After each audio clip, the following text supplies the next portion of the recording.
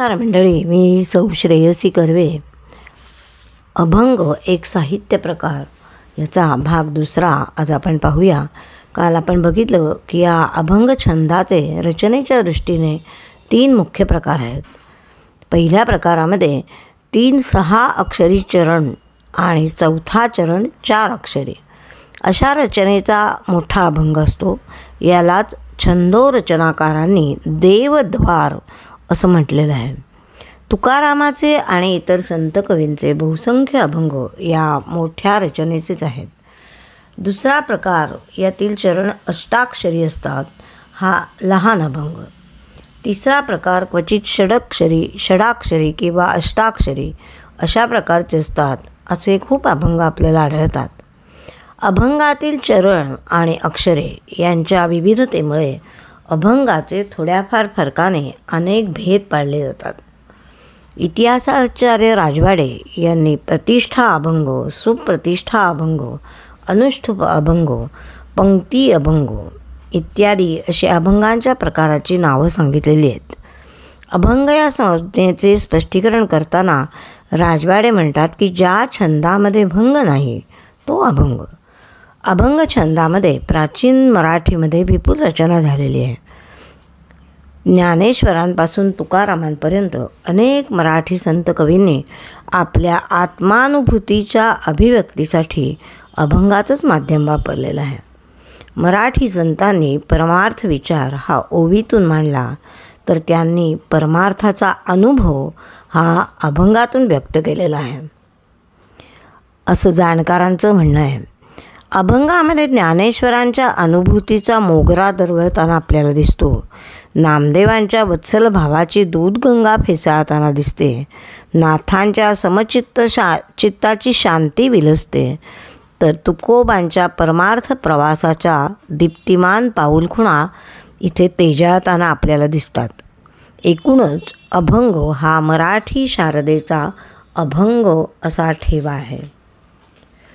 ज्ञानेश्वर तुकोबांचे अनेक अभंग, त्यांनी लिहिलेली अनेक कवनं महाराष्ट्रामध्ये शेकडो वर्षे परंपरेने म्हणली जातात.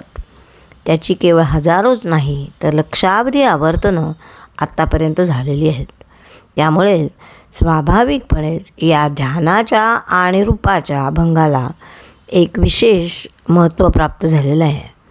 एक विशेष असा की ज्ञानेश्वर महाराज काय किंवा तुकाराम महाराज काय, दोघेही भक्तिप्रेमाचे मूर्तिमंत पुतळेच. त्यांचे श्वासोच्छ्वास हेच मुळे अभंग.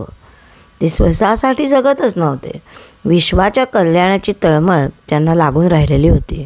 आणि जगाचे कल्याण होण्यासाठी, जग सुखी होण्यासाठी स्वतःच्या ऐहिक जीवनाकडे त्यांनी पूर्णच पाठ फिरवलेली होती. त्यामुळे त्यांनी केलेली रचना म्हणजे त्यांना सहज सुचलेले, स्फुरलेले असे शब्दच आहेत. रूप पाहता लोचनी सुख झाले हो साजणे, तो हा विठ्ठल बरवा, तो हा माधव बरवा. या ज्ञानेश्वर माऊलींच्या रूपाच्या अभंगाला परंपरेमध्ये खूप मोठं स्थान आहे, फार महत्त्वाचं स्थान आहे. भक्ती संप्रदायातल्या प्रत्येकाला हा अभंग मुखोद्गत असतोच. तुकारामांचा ध्यानाचाही अभंग सुंदर ते ध्यान उभे विटेवरी, हा अभंग हे ध्यान सगुण रूपाकडून विठ्ठलाच्या निर्गुण रूपाकडे नेण्यासाठी मार्गदर्शन करणारे असे आहे. या ध्यानाच्या अभंगामध्ये विठोबाचे कोणतेही नाव नाही, तसेच माऊलींच्या रूपाच्या अभंगात रूपाचेही वर्णन नाही. तुकोबांच्या ध्यानाच्या अभंगामध्ये विठुरायाचं नाव नसलं तरी माऊलींच्या या रूपाच्या अभंगामध्ये विठुरायाचा 4 वेळा उल्लेख आलेला आहे. विठ्ठल बरवा, माधव बरवा, बाप रखुमादेवी बर अशी 4 ठिकाणी या 25 शब्दांच्या अभंगात विठुरायाचा उल्लेख आलेला आहे. तर तुकोबांच्या सुंदर ते ध्यानामध्ये 32 शब्दामध्ये विठोबा कुठेच नाही. रूपाच्या अभंगात रूपाचा उल्लेख नाही आणि ध्यानाच्या अभंगात नावाचा उल्लेख नाही. माऊलींनी रूप पाहता लोचनी हा अभंग लिहिल्यानंतर जवळजवळ 300-350 वर्षांनी तुकोबांनी सुंदर ते ध्यान हा अभंग लिहिला. हे दोन्ही अभंग आपण नमनाच्या वेळी म्हणतो हे दोन्ही पारमार्थिक वृत्तीचे ऐहिकाकडे मुळीच त्यांचं लक्ष नाही असे दोन्ही संत. दोघांचा सुखाचा विषय मात्र एकच, पांडुरंग पांडुरंग. तुकोबा म्हणतात, तुका म्हणे माझे हेची सर्व सुख, पाहीन श्रीमुख आवडीने. तर ज्ञानोबा सांगतात, सर्व सुखाचे आगर बाप रखुमा देवीवर. म्हणजेच या दोन्ही संतश्रेष्ठांना जे आध्यात्मिक पारमार्थिक असं सुख हवे आहे ते मिळणार आहे ते केवळ विठ्ठलाकडूनच. विठ्ठल हा देवच जणू सुखाचं भांडार आहे अशीच दोघांची परमश्रद्धा आहे. त्यांच्या मते विठोबाच्या पलीकडे कोणत्याही प्रकारचं सुख उपलब्ध नाही. विठोबाच्या ठाईत सर्व प्रकारच्या सुखाचा ठेवा आहे हे या दोघांनी आणि इतर संतांनी छोट्या अभंगामधून आपल्यासमोर मांडलं आहे. त्यांची ही भावना महाराष्ट्राने शिरोधार्थ मानली आणि गेली शेकडो वर्षे हे दोन्ही अभंग